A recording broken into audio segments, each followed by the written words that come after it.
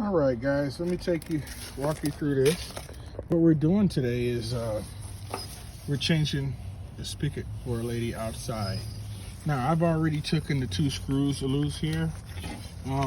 So we're gonna pull that through.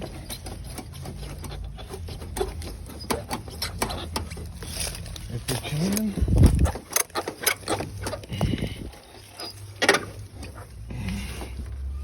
Okay, it don't look like we can, so.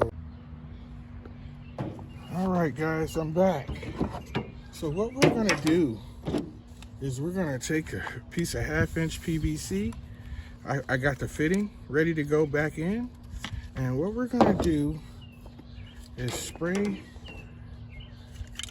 this PVC glue and primer onto the pipe, and then we're gonna connect it just like that.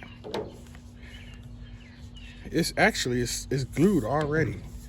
And then what we're gonna do, feed this into the wall.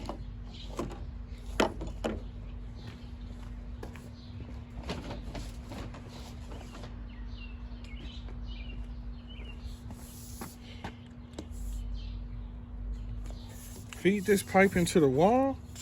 Then we're gonna add our PVC sleeve and then turn the water on and we're good to go.